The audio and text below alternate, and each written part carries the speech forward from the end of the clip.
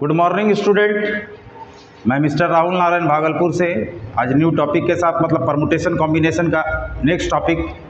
पिछले क्लास में मैंने बताया था फैक्टोरियल से रिलेटेड। आज फैक्टोरियल के बात को और आगे बढ़ाते हैं और सिखाते हैं। आशा करते हैं कि आप लोग सब घर में स्वस्थ होंगे और मेरी लेक्चर को देख के बहुत कुछ सीख रहे होंगे।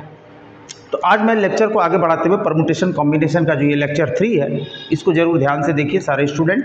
आज मैं फैक्टोरियल से रिलेटेड सारा कंसेप्ट बताएंगे, उसका धीरे से परमुटेशन क्या होता है उसको लिखने के लिए सीखेंगे। क्या होता है पहले ध्यान से देखिए। फैक्टोरियल जो पिछले क्लास में मैंने बताया था, फैक्टोरियल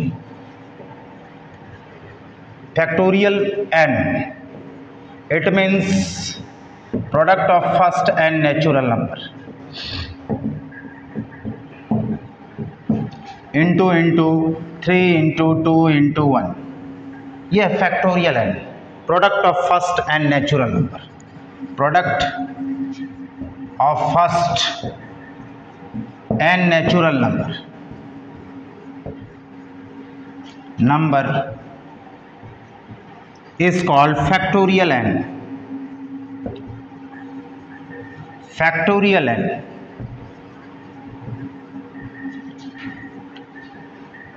ठीक है, आपको बताया गया था एग्जाम्पल के साथ कि फैक्टोरियल 5 का वैल्यू क्या होता है।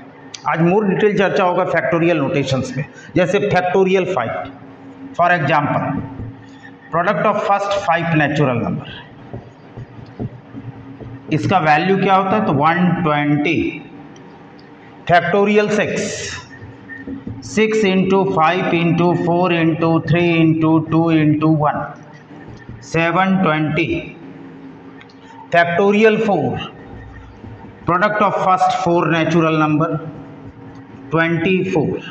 और इसी को लिखते हैं capital pi r is equal to 1 से लेके r is equal to 4r। कल बताया गया है ये कैपिटल पाई मीन्स प्रोडक्ट, जैसे सिग्मा मीन्स समेशन। सारे स्टूडेंट नोट करें इसको, ये नोट करने वाली बात है। ये फैक्टोरियल नोटेशंस, परमुटेशन यहीं से स्टार्ट होता है कि हम किसी भी चीज़ को जो काउंट करते हैं कैसे, तो उसमें फैक्टोरियल का क्या इंपॉर्टेंस है। बहुत सारी बातें हैं, सारी बात हम डिस्कशन करेंगे।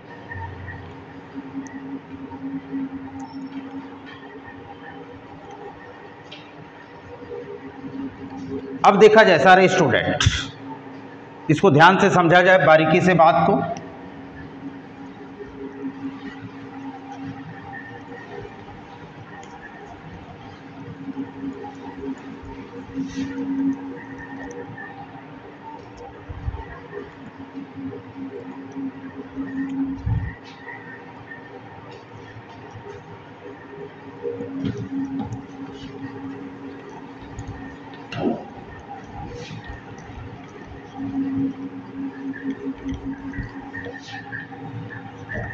अब देखा जाए, जैसे फॉर एग्जाम्पल आपको बताया गया था n is equal to n into factorial n minus 1 is equal to 2 factor बाहर निकालेंगे into n minus 2 factorial, 3 factor को बाहर निकालेंगे n into n minus 1 n minus 2 into factorial n minus 3 and so on.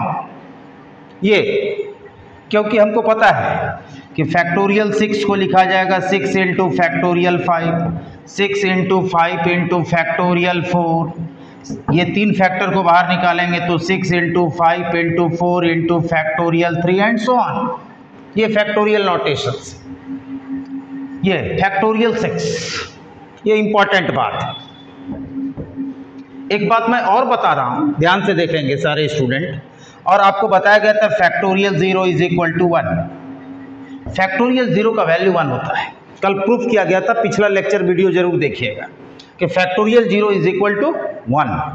अब यहाँ पर है so that example, so that factorial of negative integer, negative integer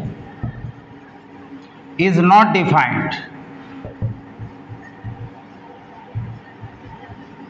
जैसे कहने का मतलब यहां पर निगेटिव इंटीजर होगा i। फॉर एग्जाम्पल देखिए, जैसे फैक्टोरियल ऑफ -1 ये नॉट डिफाइंड होगा। इसको प्रूफ करना है। प्रूफिंग कैसे करेंगे भाई? So that factorial of negative integers, कोई भी निगेटिव इंटीजर होगा उसका फैक्टोरियल नॉट डिफाइंड होता है। इसको हम लोग प्रूफ कर रहे हैं। देखिए प्रूफिंग में we know factorial n is equal to n into factorial n minus 1। इसको हम लोग लिख सकते हैं यहां से n into factorial n minus 1। Alternendo, इसको इस साइड डिवाइड कीजिए, इसको इस साइड डिवाइड कीजिए। 1 by implication 1 by factorial n minus 1 n by factorial n, इसको बोलते हैं अल्टरनेंडो। कैसे लिखे भाई? ए बी बराबर सी डी, तो ए बाई डी बराबर सी बाई बी, इसको बोलते हैं अल्टरनेंडो। इसको इस साइड ले आए और बी, इसको बी को इस साइड ले आए, इसका नाम है अल्टरनेंडो, रेशियो प्रपोर्शंस। तो उसी से लिख दिया factorial n is equal to n into factorial n minus 1। तो फैक्टोरियल n माइनस 1 को इस साइड ले आए और ये जो फैक्टोरियल था इस साइड ले आए, यहाँ n है तो ये हो गया फैक्टोरियल n। इसको सारे स्टूडेंट पहले नोट करें। अब आपको पता चलेगा कि फैक्टोरियल ऑफ निगेटिव इंटीजर क्या होता है। अब देखा जाए ऊपर, देखिए सारे स्टूडेंट, यहां पर करना क्या है? 1 by factorial n minus 1 is equal to n by factorial n। इसमें पुट कर कीजिए n बराबर 0 बोथ साइड पुट करना है। तो देखिए क्या होगा, 1 बाय फैक्टोरियल 0 माइनस 1 n के पोजीशन पे 0 बाय फैक्टोरियल 0। इट मीन्स यहाँ पर 1 by implication 1 by factorial of minus 1 is equal to 0। अब फैक्टोरियल 0 का वैल्यू होता है 1, ये लिख सकते हैं। सारे स्टूडेंट इसको नोट करें। अब देखिए इन्वर्टेंडो, इसका यदि हम इस साइड भी 1 से डिवाइड करेंगे तो ये क्या हो जाएगा? Invertendo.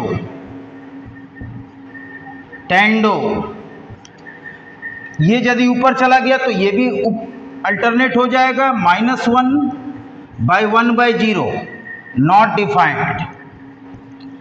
Defined.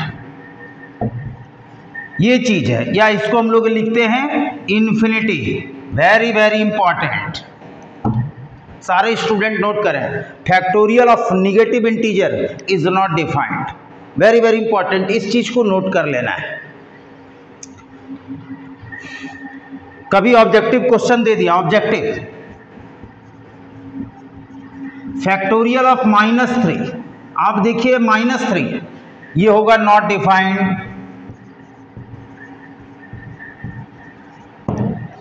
Factorial of rational number, ये रैशनल नंबर है, नॉट डिफाइंड। इसको भी नोट किया जाए सारे स्टूडेंट। तो ऑब्जेक्टिव में यदि कभी दे दिया factorial of minus 3, they must be not defined. इसका वैल्यू ये तभी डिफाइंड होगा जब ये पॉजिटिव इंटीजर इंक्लूडिंग 0 होगा। सारे स्टूडेंट इसको नोट करें।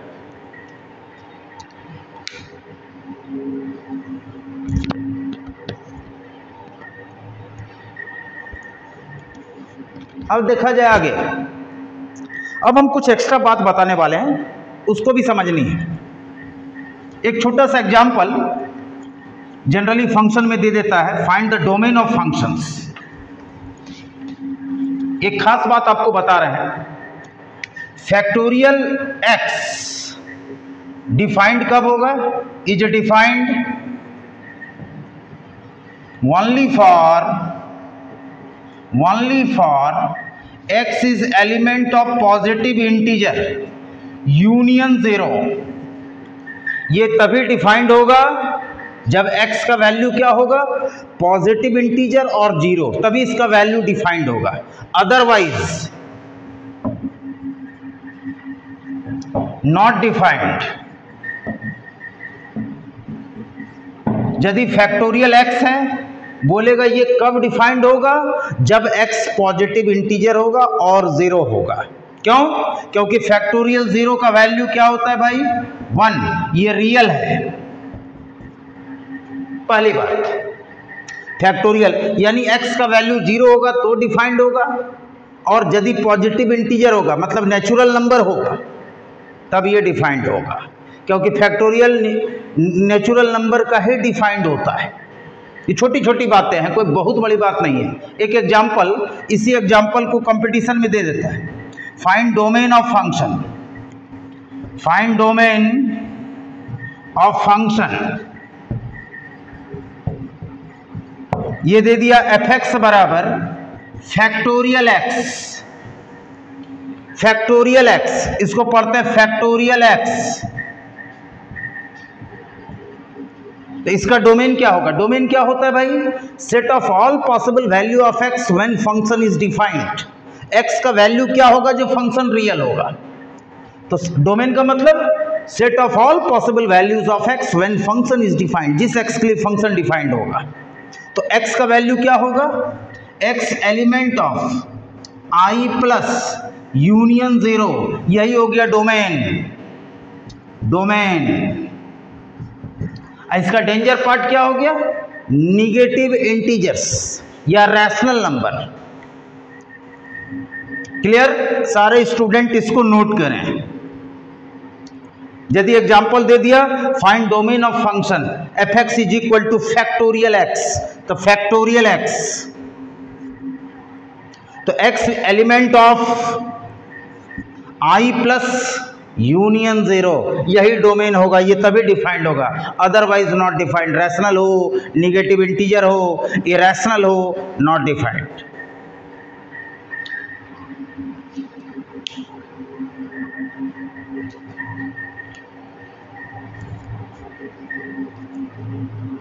कुछ बेसिक बात और बता रहे हैं, अभी तो स्टार्ट हुआ है फैक्टोरियल नोटेशंस में। एक थ्योरम है, उस थ्योरम को देख लिया जाए। अभी बहुत सारी बातें मैं बताऊंगा, उसको भी ध्यान से देखना है। कुछ हायर लेवल का चीज भी मैं बताऊंगा, उसको भी समझना है।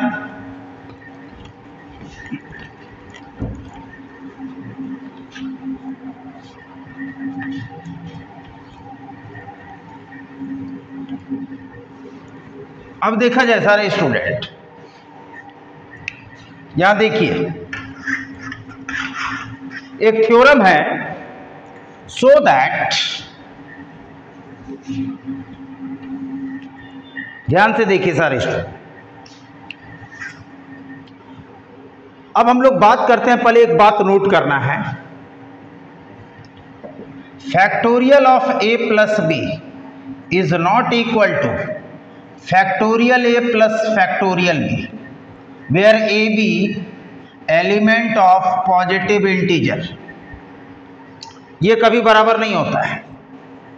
Factorial a plus b is not equal to factorial a plus factorial. इसको प्रूफ कर देते हैं, प्रूफिंग में a मान लेते हैं 2 है पॉजिटिव इंटीजर, b है 3।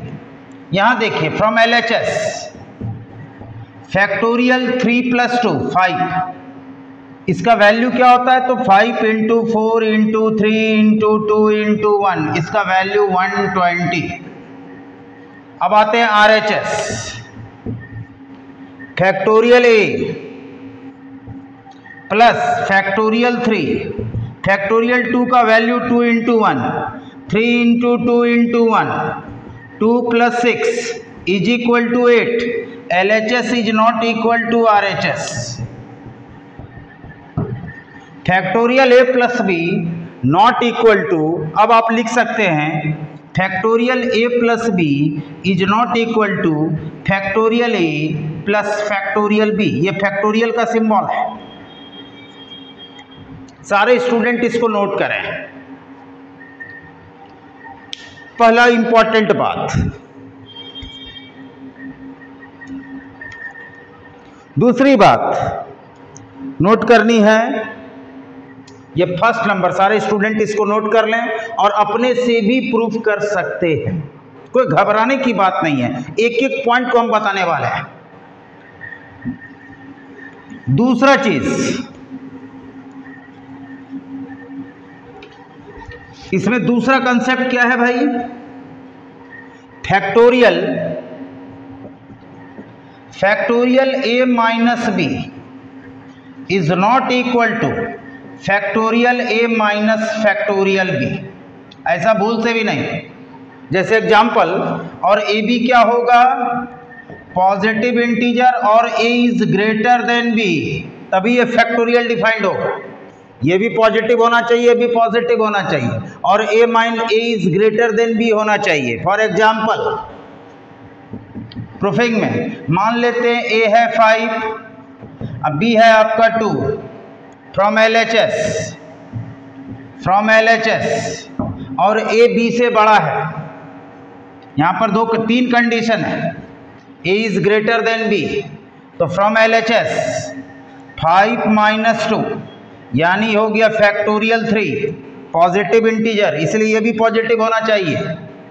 3 इंटू 2 इंटू 1, इसका वैल्यू आ गया 6। अब from RHS factorial 5 minus factorial 2, factorial 5 का वैल्यू 120 माइनस 2 118, तो ये क्या हो गया? LHS is not equal to RHS. Proved. It means factorial a minus b not equal to factorial a minus factorial b. इसको भी नोट किया जाए, ये b है। सारे स्टूडेंट इसको नोट करें समझकर।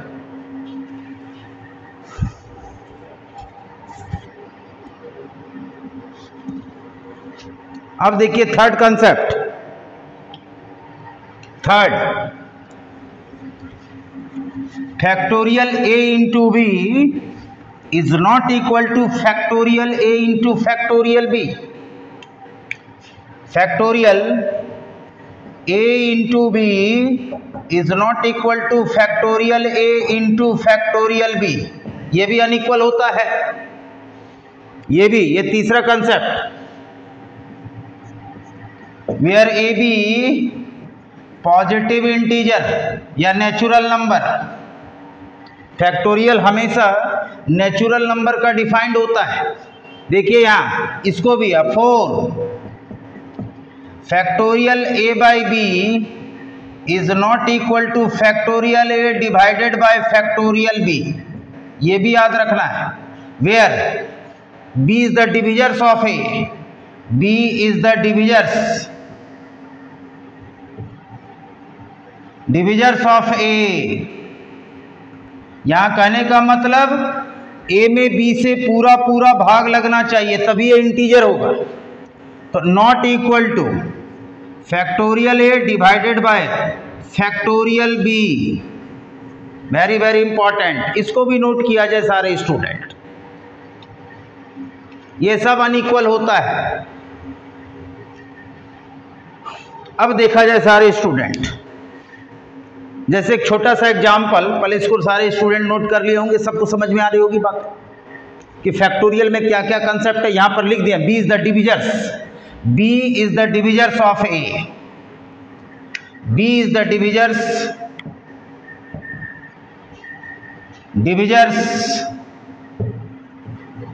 Of a। यहां पर एक कंसेप्ट है, और b is not equal to 0। 0 भी आ सकता है क्योंकि फैक्टोरियल 0 तो 1 होता है। चलिए इसको सारे स्टूडेंट नोट करें। ये 4 कंसेप्ट है। अब हम लोग एग्जाम्पल देखते हैं।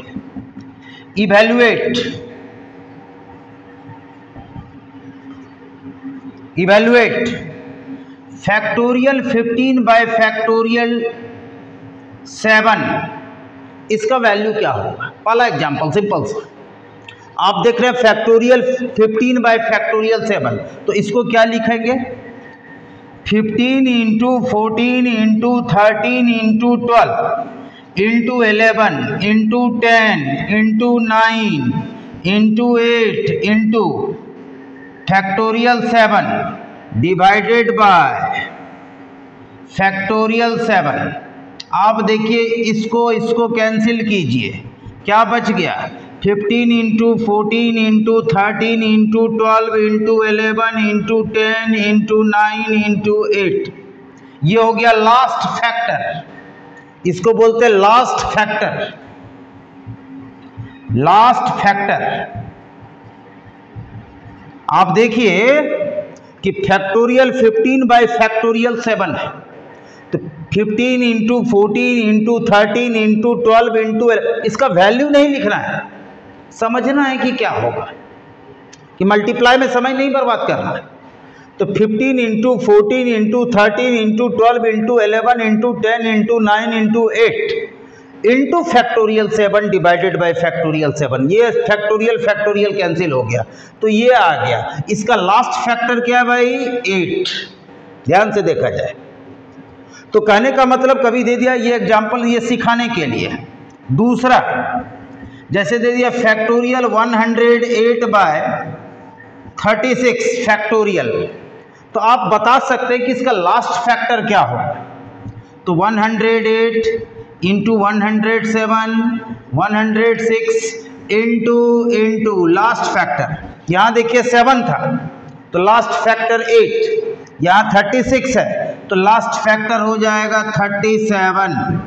क्यों? क्योंकि इसके बाद जो आएगा फैक्टोरियल 36 डिवाइडेड बाय फैक्टोरियल 36, ये मल्टीप्लाई करते हुए 3 to 1 तक जाएगा, लेकिन 37 के बाद क्या आएगा फैक्टोरियल 36 डिवाइडेड बाय फैक्टोरियल 36, ये हो गया 37 पे आके रुक जाएगा। यानी जितना से डिवाइड हो रहा है एक ज़्यादा, जैसे फैक्टोरियल 36 है तो लास्ट फैक्टर 37, जैसे यहाँ फैक्टोरियल 15/7 तो लास्ट फैक्टर 8।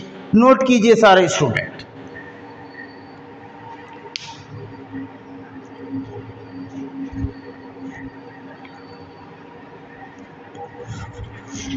एक एग्जाम्पल और देखते हैं, सारे स्टूडेंट इसको नोट कर लिए होंगे, समझ में आ रही होगी बातें एकदम इजी लैंग्वेज में।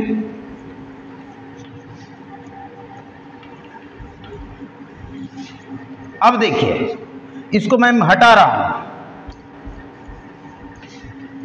सारी बातें मैं डिस्कशन करूंगा, ध्यान से देखिए। एक example factorial n by factorial r, ये क्या होगा आप बता सकते हैं? स्टार्ट कहां से होगा? n minus 1 n minus 2 n minus 3 into n minus 4 into last factor क्या होगा भाई r+1, ये है लास्ट फैक्टर। ये चूंकि यहां फैक्टोरियल r है, ये क्या है भाई r है, नोट किया जाए सारे स्टूडेंट। और यहां पर n ग्रेटर देन r होना चाहिए, यहां पर नोट करने वाली बात है n is greater than r और nr पॉजिटिव इंटीजर। ये सारे स्टूडेंट इसको नोट कर सकते हैं, इस कंसेप्ट को। अब इसी में ये next factorial n by factorial n minus r क्या होगा भाई? स्टार्ट कहां से होगा? n minus 1 into n minus 2 n minus 3 into n minus r+1। Very very important, ये सारे स्टूडेंट इसको नोट करें। कभी भी आपको दे दिया तो बिल्कुल डरना नहीं है। अब कभी भी आपको एक एग्जाम्पल दे दिया, एक और फैक्टोरियल 307 डिवाइडेड बाय फैक्टोरियल 29, अब आप बता सकते हैं कि इसका लास्ट फैक्टर कहाँ रुकेगा। तो स्टार्ट होगा 307 इंटू 306 इंटू 305 इंटू यहाँ 29 है तो लास्ट फैक्टर हो जाएगा 30। ये लास्ट फैक्टर एकदम दिमाग में बैठ गया होगा। ये सब एग्जाम्पल, ये सारा एग्जाम्पल आपको सिखाने के लिए, ये सारा एग्जाम्पल आपको सिखाने के लिए। अब आपको एक एग्जाम्पल और दे रहे हैं, ध्यान से देखिए सारे स्टूडेंट। ये सब ऑब्जेक्टिव क्वेश्चन कहीं भी आ सकता है। देखिए ध्यान से, ये मिसलेनियस क्वेश्चन टाइप का आता है, सारे स्टूडेंट को समझ में आ गई होगी। यहाँ factorial n by factorial r, तो last factor r plus 1, factorial n by factorial n minus r, last factor n minus r plus 1। इस पर एक एग्जाम्पल और मैं दे दिया, आपके दिमाग में बैठ जाए। फैक्टोरियल 307 बाय 29, तो 307 into 306 into 305, last factor 30। Multiply नहीं करना है, उसमें समय बर्बाद नहीं करना है, समझना है बारीकी से। उतारिए सारे स्टूडेंट। एक ऑब्जेक्टिव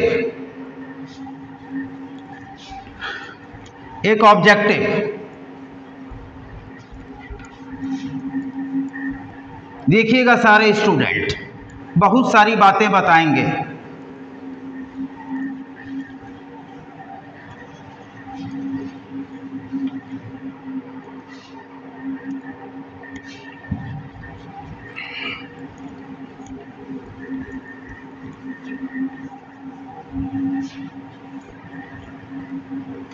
एक ऑब्जेक्टिव देखिए, example, if factorial 205 by factorial 44 बराबर 205, 204, 203 into a and factorial 3005 by factorial 29, 3005, 3004 into 3003, ये सब इंटू में है, 3002 into b, then evaluate sign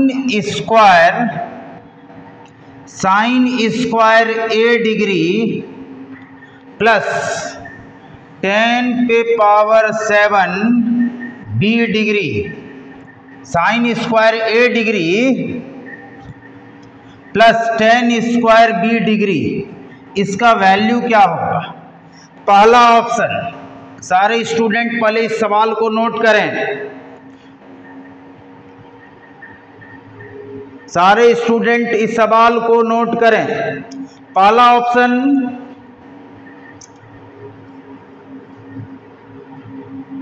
पहला ऑप्शन 1/4, सेकंड ऑप्शन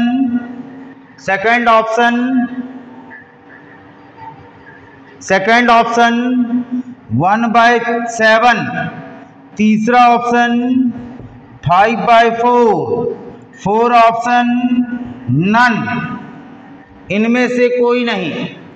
उतारा जाए सारे स्टूडेंट इस सवाल को। इवैल्यूएट क्या दिया हुआ है, अभी जो कंसेप्ट दिया गया है उससे रिलेटेड सवाल है। आप देखिए 205 बाय फैक्टोरियल 44 है, इसमें 3000 फैक्टोरियल 3005 बाय फैक्टोरियल 29 है, ये 29 है। कहीं से भी क्वेश्चन आ सकता है। तो यहां पर क्या है, 205, 204, 203 इंटू a, ये लास्ट फैक्टर है। ये क्या है? Last factor. ये इसमें लास्ट फैक्टर क्या है? b, ये लास्ट फैक्टर है। हम लोग ध्यान से देखें।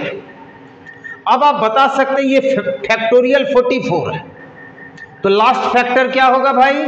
45, यानी a का वैल्यू क्या हो गया? 45। अब सॉल्यूशन में देखिए, यहां समझिए, यहां a का वैल्यू क्या था? लास्ट फैक्टर क्या था? a। यहां फैक्टोरियल 44 है, तो यहां कहां पे आके रुकेगा? 45। तो a का वैल्यू क्या हो गया? a is the last factor, then a the value of a 45, a का वैल्यू 45। 3 फैक्टोरियल 3005/29, इसका लास्ट फैक्टर क्या है? b। तो यहां पर 29 है तो b क्या हो जाएगा? 30। तो b का वैल्यू क्या हो गया भाई? 30। सारे स्टूडेंट ध्यान से देखें। लेकिन a और b निकालने का मतलब क्या है? पूछा जा रहा है ये trigonometry, sign square a degree, a का वैल्यू कितना है? 45। तो sine square 45 degree, ten square b, ten square 30 degree. अब बताइए इसका वैल्यू क्या होगा? सबको पता है साइन 45 का वैल्यू ये होता है 1/√2 का होल स्क्वायर प्लस tan 30 1/√3 का स्क्वायर। अब देखिए इसको सॉल्व करते हैं। 1/2 प्लस 1/3 कितना हो गया? 5/6। कोई ऑप्शन है क्या? यहाँ 1/4 है, 1/7 है, 5/4 है, निकला यहाँ 5/6। None of these answer. Note किया जाए सारे स्टूडेंट इस एग्जाम्पल को। ये सब इंटरेस्टिंग क्वेश्चन है, समझने की बात है, जितना पढ़े हैं उसी से रिलेटेड है कि लास्ट फैक्टर क्या होगा। कुछ भी रहे ध्यान में रखना है। फैक्टोरियल 200 रहे, 2005 रहे, डिवाइड किससे हो रहा है? इसका वैल्यू नहीं पूछा जा रहा है। कंसेप्ट है कि ये लास्ट फैक्टर है। यहाँ 44 है तो लास्ट फैक्टर 45 होगा, यानी a का वैल्यू 45। इसमें 3000 रहे या 10,000 फैक्टोरियल रहे, उससे मतलब नहीं है। डिवाइड कर रहे हैं तो लास्ट फैक्टर b है, तो b का वैल्यू 30। अब a और b निकल गया तो यहाँ क्वेश्चन देखिए क्या दिया? Sign square a degree plus ten square b degree, यहाँ डिग्री का सिंबल है, तो अब तो और क्लियर हो गया। तो अब क्या करना है? साइन स्क्वायर 45 डिग्री, ये डिग्री है, टेन स्क्वायर 30 डिग्री। अब सबको पता है ट्रिग्नोमेट्री में साइन 45 का वैल्यू 1/√2 का होल स्क्वायर प्लस 1/√3 का होल स्क्वायर, 1/2 प्लस 1/3 5/6। आंसर हो गया। इसमें ऑप्शन कोई नहीं है, नन। तो जब हमको सारा कंसेप्ट क्लियर रहेगा तो 100% सवाल सही होगा। सारे स्टूडेंट इसको नोट करें।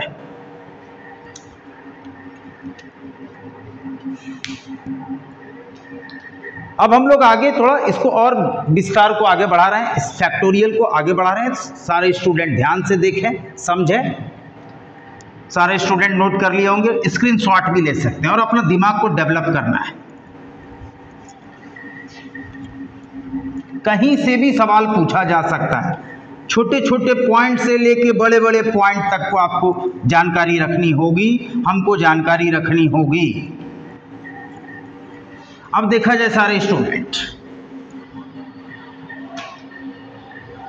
अब देखिए एक थ्योरम है, थ्योरम है, वेरी वेरी इंपॉर्टेंट थ्योरम।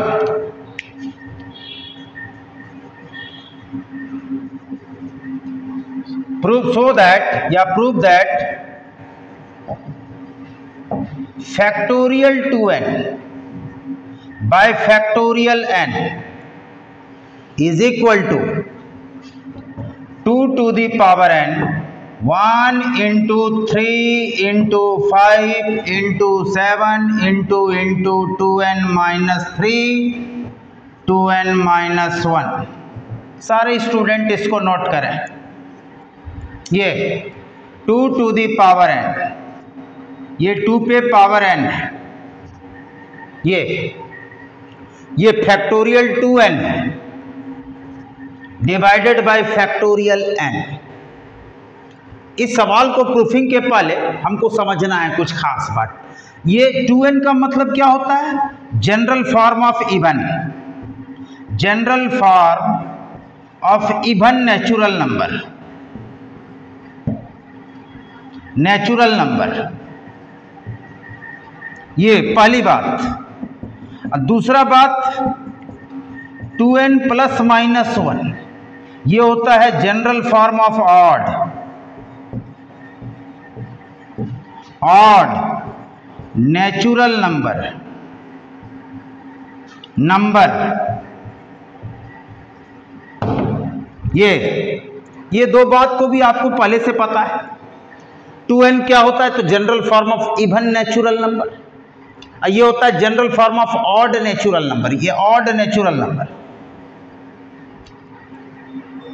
अब ये देखिए, जैसे फैक्टोरियल 2n है, जैसे एग्जांपल देखिए फैक्टोरियल 6, ये इवन फैक्टोरियल है, इवन नेचुरल नंबर का फैक्टोरियल है। तो इसका वैल्यू क्या होगा? 6 × 5 × 4 × 3 × 2 × 1। ऑब्वियस है, इसमें 6 नेचुरल नंबर है। देख लीजिए सारे स्टूडेंट। अब इसमें खास बात है, क्या खास बात है? ये टोटल 6 फैक्टर है, फर्स्ट, सेकंड, थर्ड, 4, 5, 6। इसमें दो तरह का फैक्टर है, इवन फैक्टर और ऑड फैक्टर। आप देखिए ध्यान से, इसमें नंबर ऑफ इवन फैक्टर कौन कौन सा है? पहला, दूसरा, तीसरा, ये सब इवन है, ये इवन है, ये इवन है, ये इवन फैक्टर। और ये 5, 3, 1 ये ऑड है। तो ऑड फैक्टर भी कितना है? 1, 2, 3। मतलब 6 में से फैक्टोरियल 6 में से फैक्टोरियल 6 मतलब इवन फैक्टोरियल, इवन फैक्टोरियल में से जैसे फैक्टोरियल 6 है तो 6 क्या हो गया? इवन। तो उसमें जो है 3 फैक्टर इवन हो गया और 3 ऑड फैक्टर हो गया। 3 कहने का मतलब जस्ट आधा, जैसे 6 फैक्टोरियल है तो उसमें 3 इवन फैक्टर होगा, 3 ऑड फैक्टर होगा। At the same time factorial 2n में कितना इवन फैक्टर होगा? तो क्लियर हो गया, 2n का हाफ, n इवन फैक्टर और n ऑड फैक्टर। ये बात एकदम सबके दिमाग में समझ में आ रही होगी। यहां पर इसलिए मैंने समझाया है, ये यदि ऑड फैक्टोरियल होगा, सपोज दैट यहां देखिए फैक्टोरियल 7 है, 7 क्या है? ऑड। इसको कैसे लिखेंगे? 7 × 6 × 5 × 4 × 3 × 2 × 1। ये ऑड फैक्टोरियल है। फैक्टोरियल 7 मतलब ऑड नेचुरल नंबर का फैक्टोरियल है।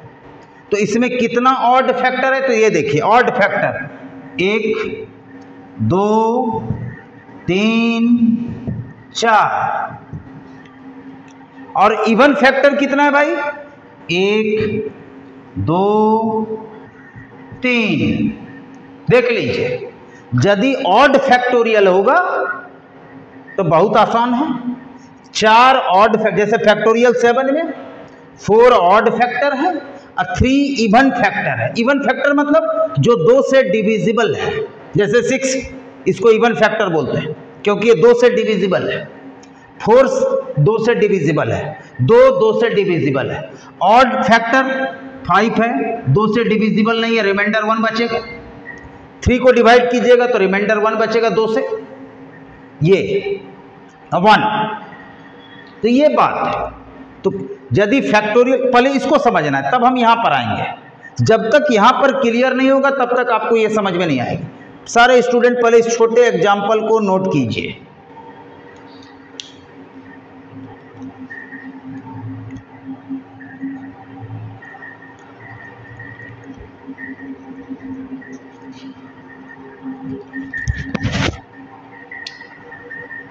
अब सारे स्टूडेंट देखें, अब आपको यहां पर कंसेप्ट क्लियर हो रहा है। इसका ये थ्योरम है और इसको हम लोग प्रूफ कर रहे हैं। ध्यान से देखें सारे स्टूडेंट।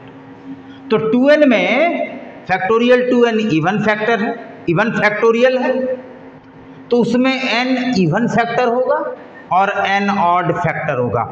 आधा इवन आधा ऑड, हमेशा याद रखिएगा। जैसे फैक्टोरियल 8 है, इवन है, तो इसमें 4 इवन फैक्टर होगा और 4 ऑड फैक्टर होगा। बहुत इंपॉर्टेंट बात है, सिंपल बात है। अब देखा जाए सारे स्टूडेंट, अब मैं इसको हटा रहा हूं और यहां समझा रहा हूं।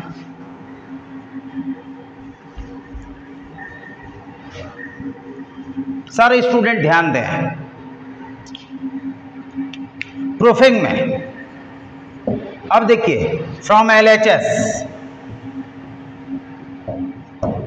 Factorial 2n bye factorial n, इसको क्या लिखा जाएगा 2n, 2n minus 1, 2n minus 2, 2n minus 3, 2n minus 4 into 6, 5, 4, 3, 2, 1 divided by factorial n। चूंकि यहाँ पे डिवाइड में है फैक्टोरियल n, तो डिवाइड भी करना होगा इस साइड भी। अब आपको इसमें दिमाग लगाना है। क्या देखिए 2n क्या है भाई, 2 से डिविजिबल है, 2n है इवन फैक्टर है। इसके बाद इसमें से 2 कॉमन लीजिएगा, 2n माइनस 2, ये इवन और ये इवन। इधर देखिए लास्ट में 6, 4, 2, ये सब इवन फैक्टर है। तो करना क्या है, कितना इवन फैक्टर होगा, n इवन फैक्टर होगा, 2n का आधा n। तो इसको कैसे लिखेंगे 2n minus 2, 2n minus 4 into 6, 4, 2, ये ऑल आर इवन फैक्टर, सब में 2 से डिवाइड होगा। उसके बाद बचा क्या, ये ऑड फैक्टर है, इसके बाद ये ऑड फैक्टर है, इसके बाद 2n माइनस 5 ऑड फैक्टर होगा। तो ये इवन फैक्टर कितना होगा, n इवन फैक्टर,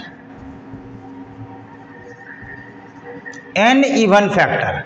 उसके बाद 2n minus 1, 2n minus 3, 2n minus 5, यहां देखिए लास्ट में 5, 3, 1, ये हो जाएगा n ऑड फैक्टर। क्लियर हो गया सबको, whole divided by factorial n। समझिए सारी बात को, हम कोशिश कर रहे हैं कि सारे स्टूडेंट सीखें। यहां बीच में इंटू है,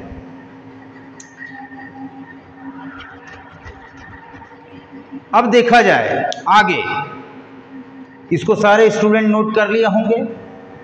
अब इस लाइन को समझना है, समझ के बारीकी से इसको समझना है कि कभी प्रूफ करने की बातें हो गई तो किस तरीके से प्रूफ किया जाएगा।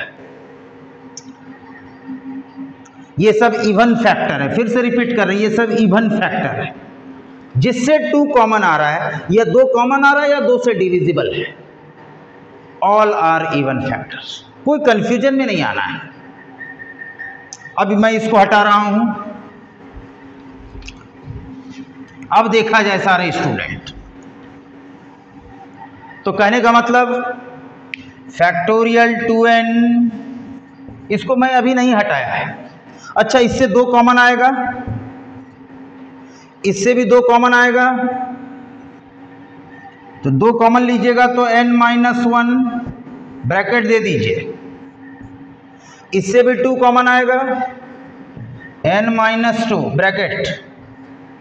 इससे भी 2 कॉमन आएगा, 2 इंटू 3, 2 इंटू 2, 2 इंटू 1।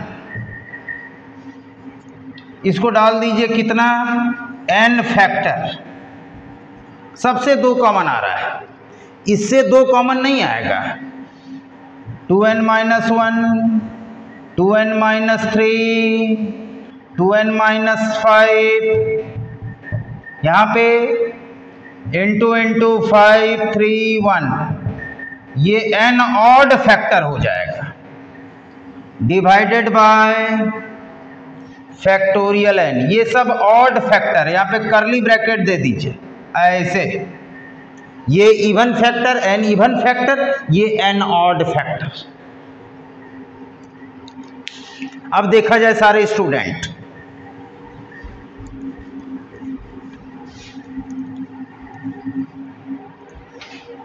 अब इसमें से देखिए सारे स्टूडेंट, ये सब मल्टीप्लाई में है।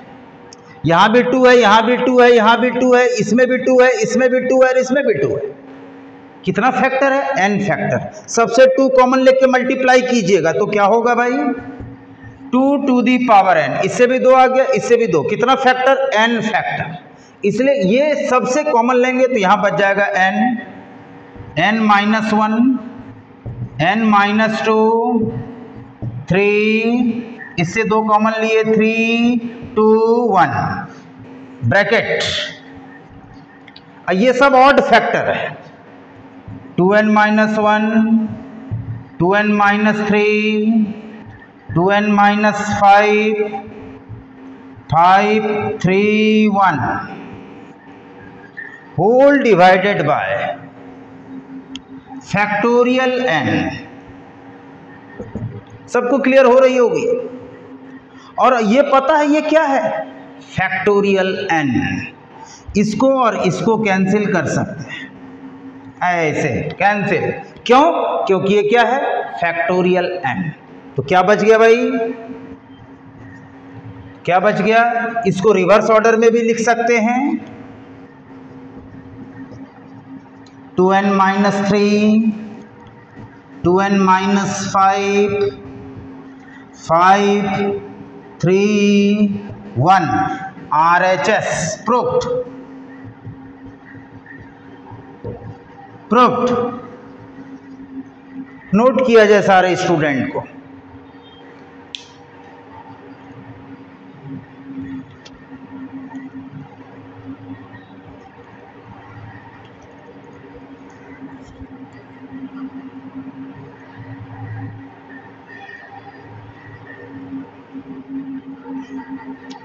तो एकदम क्लियर हो गया होगा सबको, तो बहुत बड़ी बात नहीं। तो ये सब इंपॉर्टेंट बात है कि फैक्टोरियल का वैल्यू किस तरीके से निकाला जाएगा। कभी ऑड फैक्टर में दिया हुआ, आप आसानी से निकाल सकते हैं इसका। कोई भी एग्जांपल देगा आप आसानी से बना सकते हैं। तो पहले बेसिक फंडामेंटल थ्योरम जानना है कि ये कहीं भी लिखा हुआ है, इसका वैल्यू हमेशा ये होगा एकदम factorial 2n bye factorial n, 2 to the power n into करली bracket 1 into 3 into 5 into 7 into 2n minus 1। वही चीज है, चाहे ऐसे लिखिए चाहे ऐसे लिखिए, बोथ आर सेम। अब मैं आगे बढ़ाता हूं कुछ इंटरेस्टिंग बात।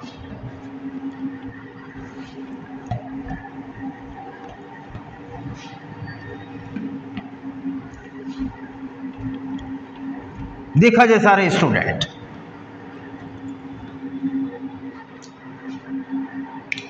यहां पर बात होता है एक्सपोनेंट ऑफ कोई भी प्राइम नंबर का एक्सपोनेंट निकालना है। एक्सपोनेंट ऑफ p, p का मतलब prime number, in factorial m, m is positive integer.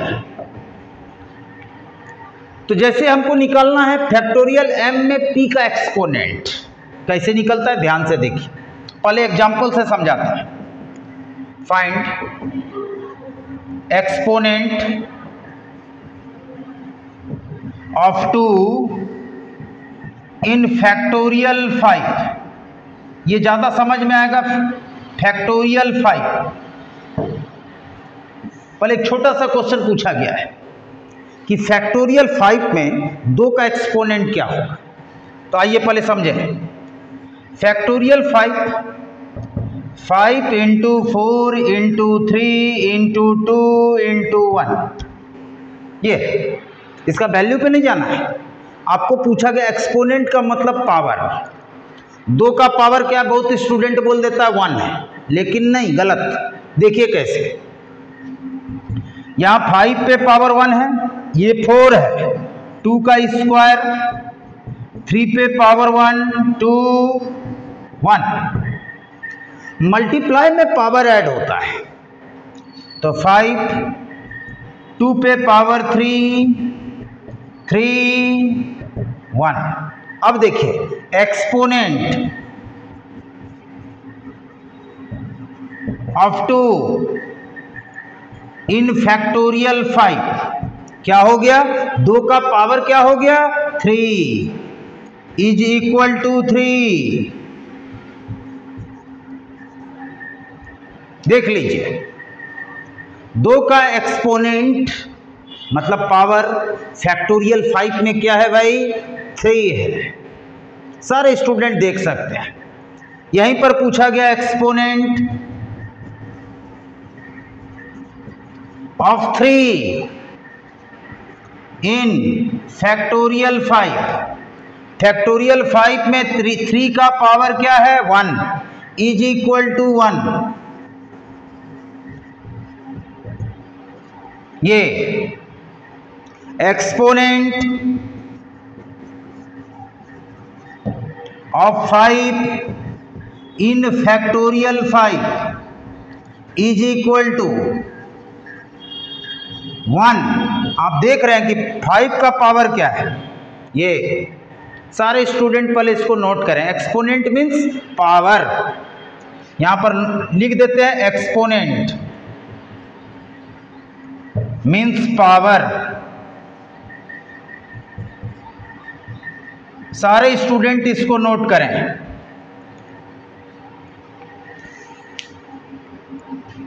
समझकर ये छोटा एग्जाम्पल पहले मैं देता हूं कि आपके दिमाग में ये एक्सपोनेंट प्राइम फैक्टर कैसे निकलता है किसी भी फैक्टोरियल को, उसका इंटीग्रल डिविजर्स कैसे निकलता है किसी बड़े फैक्टोरियल को, कितना पॉजिटिव इंटीग्रल डिविजर्स होगा, ये सारी बातें मैं बताऊंगा। फिर कुछ क्वेश्चन भी देखूंगा ट्रिकी, जिसमें हर को प्रॉब्लम होती है वो बात मैं यहां पे रखने वाला हूं। ध्यान से देखें सारे स्टूडेंट। अब एक्सपोनेंट निकल, ये तो छोटा फैक्टोरियल था तो बड़ा आसानी से बता दिया। फैक्टोरियल 100 में बोलेगा 2 का एक्सपोनेंट कैसे निकालेंगे भाई। फैक्टोरियल 100 में 6 का या 7 का एक्सपोनेंट पूछ दिया तो कैसे निकालेंगे, क्या तरीका है। ये नंबर सिस्टम का चीज है। आप पहले यहां ध्यान से देखें इसको। पहले मैं बता रहा हूं, इसको हटा रहा हूं। अब देखिए,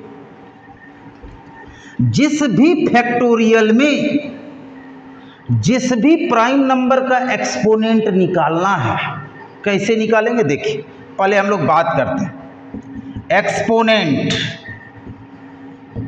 ऑफ 2 इन फैक्टोरियल 5। फैक्टोरियल 5 में 2 का एक्सपोनेंट कैसे निकलेगा, यहां देखिए। तो इसको फैक्टोरियल 5 में 2 का, तो 2 से डिवाइड करना है 5 को। 5/2 ग्रेटेस्ट इंटीजर प्लस 5/2 का स्क्वायर ग्रेटेस्ट इंटीजर, 5/2 का क्यूब ग्रेटेस्ट इंटीजर। यहां देखिए प्लस डॉट डॉट डॉट। जिसका एक्सपोनेंट जिस फैक्टोरियल से निकालना है, जैसे 5 में 2 का निकालना है तो 5/2 ग्रेटेस्ट इंटीजर, इसका मतलब ग्रेटेस्ट इंटीजर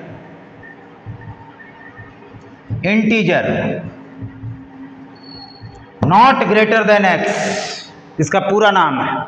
इस पर मोर डिटेल चर्चा होगा, बहुत बात है इसमें, सारी बात मैं एक एक करके बताऊंगा जब फंक्शन पढ़ाऊंगा। अभी हमको उसकी जरूरत नहीं है, अभी जो चीज का जरूरत है वो समझना है। ये अब देखिए 5 को 2 से डिवाइड कीजिए। ग्रेटेस्ट इंटीजर का मतलब neglect fractional part, pure integers, ये चीज। 5/2 5/4 5/4 मीन्स 4 से डिवाइड कीजिए। 5 में 1 पॉइंट कितना होगा 1.2 अप्रॉक्स, प्लस 5 में 8 से डिवाइड कीजिए, 8 में 5 से डिवाइड कीजिए, कितना हो गया, कितना हो जाएगा,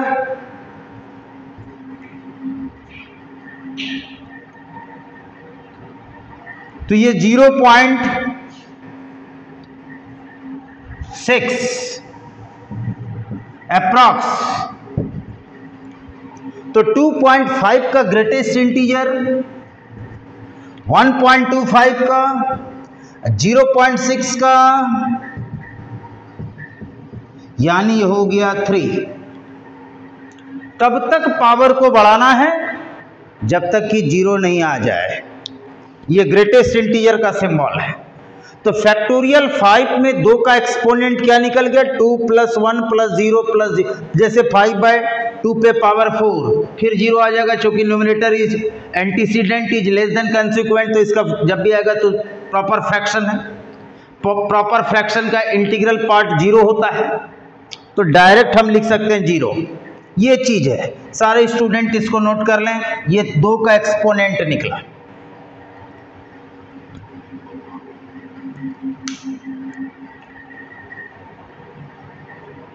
सारे स्टूडेंट इसको नोट करें।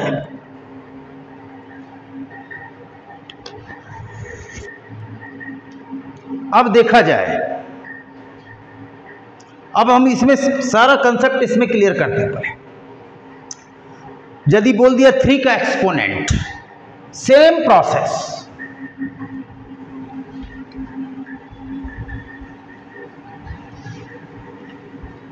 At the same time exponent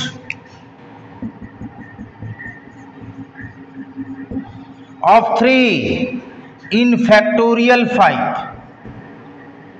यहां पे ढंग से लिखे 3 का निकालना, आपको दिखाई भी दे रहा है 3 का 1 है, लेकिन आपको जनरलाइज, चूंकि छोटे में आपका कंसेप्ट क्लियर कर रहा है, तो ये हो जाएगा 5/3 प्लस ग्रेटेस्ट इंटीजर जिसका निकालना है 3 का स्क्वायर, 5/3 का cube plus dot dot dot. तो 5 में 3 से डिवाइड कीजिएगा, 1 पॉइंट समथिंग, ग्रेटेस्ट इंटीजर हो गया 1। 5/9 0 पॉइंट समथिंग 0। 5/27 0 0 0 0 0, यानी क्या निकल गया भाई 1। देखिए ध्यान से, 3 प्राइम नंबर है, इसका एक्सपोनेंट आ गया 3। नोट किया जाए सारे student.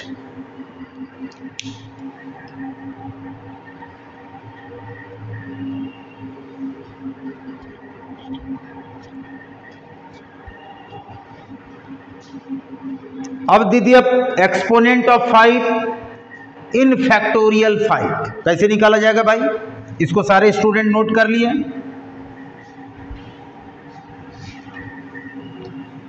Exponent of 5 in factorial 5 बहुत आसान है, आप अपने से भी निकाल सकते हैं। देखिए 5/5 ग्रेटेस्ट इंटीजर, 5/5 का स्क्वायर, आगे नहीं बढ़ना है। क्यों नहीं बढ़ना है, 5/5 1, ये प्रॉपर फ्रैक्शन 1/5 या 5/5 का स्क्वायर 5/25 0 0, 1 का प्योर इंटीजर का ग्रेटेस्ट इंटीजर इटसेल्फ, तो 1 + 0 1, यानी आप देख रहे हैं या हम देख रहे हैं कि फैक्टोरियल 5 में 5 का एक्सपोनेंट क्या है भाई 1 है। आसानी से बना सकते हैं, नोट किया जाए सारे स्टूडेंट। तो ये कंसेप्ट है कि एक्सपोनेंट ऑफ p मतलब prime numbers in factorial m, ये बहुत इंपॉर्टेंट बात है, इसको समझना है बारीकी से और आप आसानी से निकाल सकते हैं, कोई भी बड़ा से बड़ा फैक्टोरियल है। इसी में आता है prime factor of factorial notations, prime factor of any factorials, इसको भी समझते हैं। इसको सारे स्टूडेंट नोट कर लिए होंगे।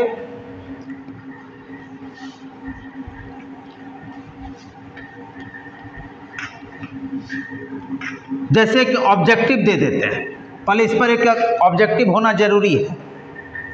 Find exponent of 5 in factorial 30। Find example, find exponent of 5 in factorial 35। एक छोटा सा क्वेश्चन समझने के लिए, सॉल्यूशन में किस में निकालना है 35 में 5 का एक्सपोनेंट। तो ये लिखेंगे 35/5 ग्रेटेस्ट इंटीजर, यहाँ पे लिख देंगे एक्सपोनेंट ऑफ 5 फैक्टोरियल 35 प्लस 35/25 यानी 5 का स्क्वायर, ऐसे लिखिए 35/5 क्यूब। तब तक बढ़ाएंगे पावर जब तक कि वैल्यू 0 नहीं होता है। यहां पर से 0 आ गया, प्रॉपर फ्रैक्शन। ये कंप्लीटली डिविजिबल है 7, ये 35/25 1 पॉइंट समथिंग 1, 35/125 5 का क्यूब 135, प्रॉपर फ्रैक्शन 0 आगे 0, तो ये हो गया 7 + 1 + 0 + 0 8। आंसर नोट किया जाए सारे स्टूडेंट।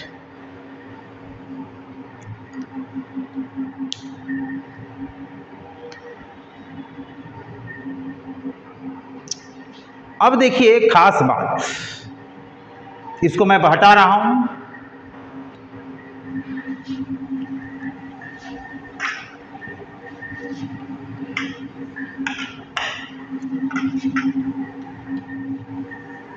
ध्यान दिया जाए सारे स्टूडेंट, पूरे तरीके से कंसेप्ट क्लियर करने की मैं कोशिश कर रहा हूं एक एक करके।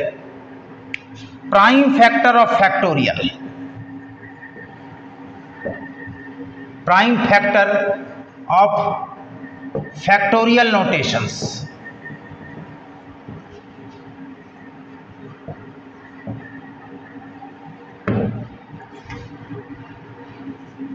किसी भी फैक्टोरियल का प्राइम फैक्टर निकालना है, कैसे निकालेंगे भाई? जैसे देखिए एग्जाम्पल, फाइंड प्राइम फैक्टर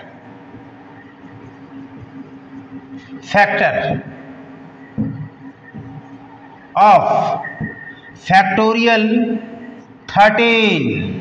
ज्यादा बड़ा नहीं दिए कि आपको समझाने में दिक्कत नहीं होगी। फैक्टोरियल 13 का प्राइम फैक्टर कैसे निकालेंगे? सॉल्यूशन में देखिए, प्राइम नंबर क्या होता है? जो 1 से और इटसेल्फ से डिविजिबल होता है, तो इसका प्राइम फैक्टर।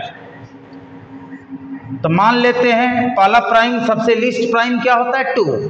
2 पे पावर अल्फा, ये पावर दे दिए, इनटू दूसरा प्राइम क्या होता है? 3 पे पावर बीटा। तीसरा प्राइम क्या होता है? 5 पे पावर गामा। इसके बाद प्राइम क्या होता है? 7 पे पावर एक्स। इसके बाद प्राइम क्या होता है? 11, 9 नहीं, 10 नहीं, 11 पे पावर वाई। इसके बाद कौन सा प्राइम होता है? 13 पे पावर जेड। इसके बाद नहीं जाना है, चूंकि ये फैक्टोरियल 13 है, इसमें 17 नहीं आएगा, ये भी बात ध्यान में रखनी है। तो ये इसलिए चीज है, तो इसका प्राइम फैक्टर ये हो गया प्राइम फैक्टर।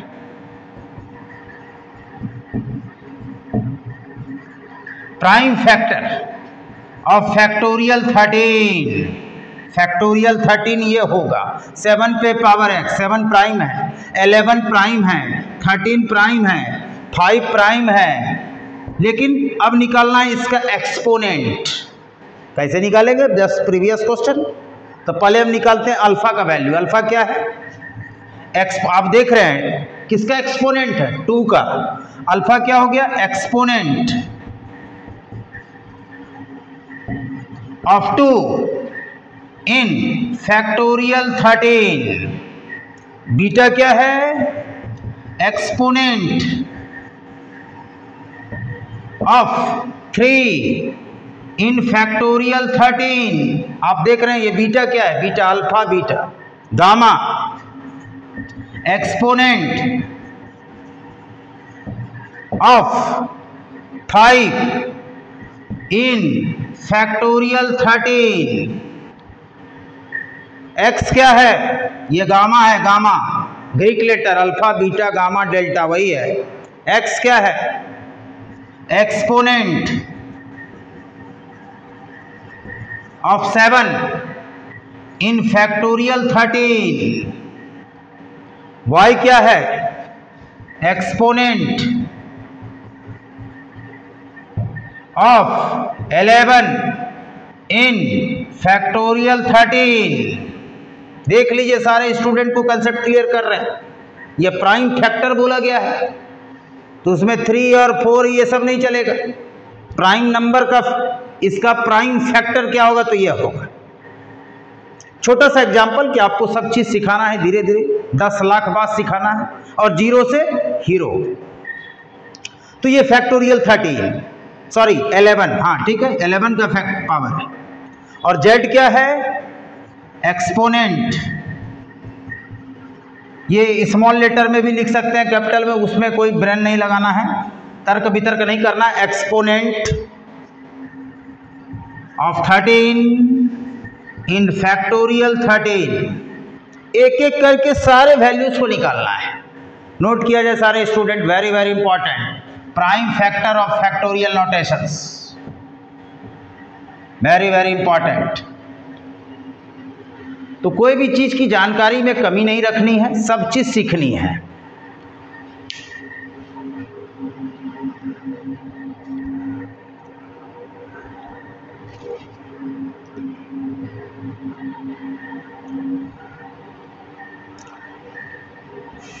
अभी बहुत सारी बातें होंगी, सारी बात मैं डिस्कशन करूंगा हर चैप्टर को, चाहे ट्रिग्नोमेट्री हो, अलजेब्रा हो, कोऑर्डिनेट हो, कैलकुलस हो, वेक्टर हो, प्रोबेबिलिटी हो, एनीथिंग, सारे चैप्टर को हम एक एक बात क्लियर करके रख देंगे। खाली आप ध्यान से सीखिए और सबको बढ़ने का मौका दिए, मुझे भी बढ़ने का मौका दीजिए।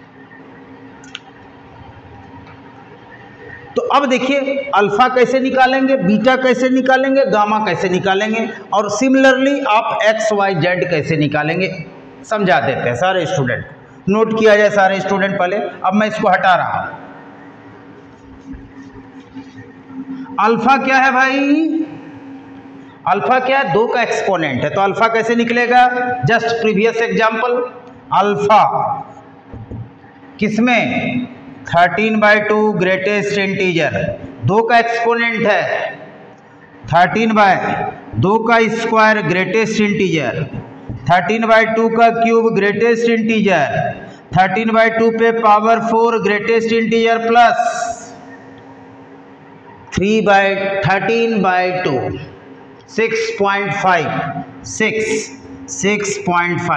6.5 का ग्रेटेस्ट इंटीजर कितना होगा? Neglecting fractional part 6।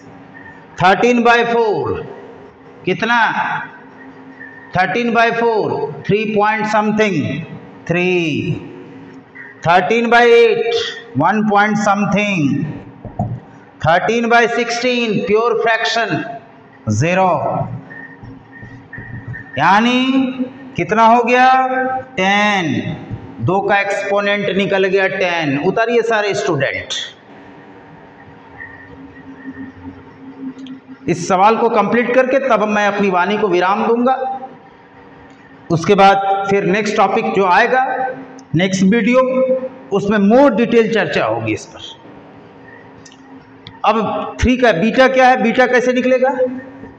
Exponent of 3 in factorial 13। Beta 13/3,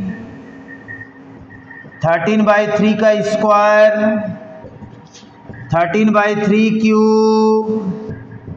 देख लीजिए सारे स्टूडेंट। अब 13/3 4 point something, यहां पे वैल्यू लिख रहे हैं 4। 13/9 1 point something। 13/27 0 point something 3, यानी बीटा का वैल्यू निकल गया 3। आप डायरेक्ट धीरे धीरे पुट भी कर सकते हैं। तो अल्फा का वैल्यू 10, यहाँ पे लिखिए अल्फा का वैल्यू 10, बीटा का वैल्यू 3 लिख सकते हैं। ये 3 का एक्सपोनेंट है। गामा कैसे निकालेंगे? तो 5 का एक्सपोनेंट। सारे स्टूडेंट पहले इसको नोट कीजिए। अब मैं इसको हटा रहा हूं, सिखाने की भरपूर चेष्टा कर रहा हूं, मतलब किसी भी एंगल से आपको पीछे नहीं रहना है। अब देखिए gamma exponent of 5 in factorial 13 में 5 का एक्सपोनेंट 13/5 का स्क्वायर 13। अब ज़्यादा चलना ही नहीं है क्योंकि यहीं पर प्रॉपर हो गया, इसको लिखने का कोई ज़रूरत नहीं है, आपको पहले पता चल गया कि इसका वैल्यू 0 हो गया। 5 2 जा 13, 2 पॉइंट समथिंग, 5 2 जा 10, सॉरी 5 2 जा 10, 13 में डिवाइड करेंगे। 5/25, 13/25 प्रॉपर फ्रैक्शन 0, यानी आ गया 2, यानी गामा का वैल्यू 5 का एक्सपोनेंट 2 हो गया। अब निकालेंगे x, exponent of 7 in factorial 13। कैसे निकालेंगे? 13 में 7 से भाग दीजिए, ग्रेटेस्ट इंटीजर, 7 का स्क्वायर ग्रेटेस्ट इंटीजर। देख लीजिए सारे स्टूडेंट, 1 पॉइंट समथिंग, 13/49, 0 1, x का वैल्यू आ गया 1, ये 1 है। सारे स्टूडेंट नोट करें। अब आप धीरे धीरे गामा के वैल्यू को पुट कर दीजिए। जैसे गामा का वैल्यू 2, x का वैल्यू 1, देख लीजिए, रिप्लेस करके वैल्यू पुट करते चलिए, निकालते चलिए। अब निकालना है y का वैल्यू, इसको मैं हटा रहा हूं।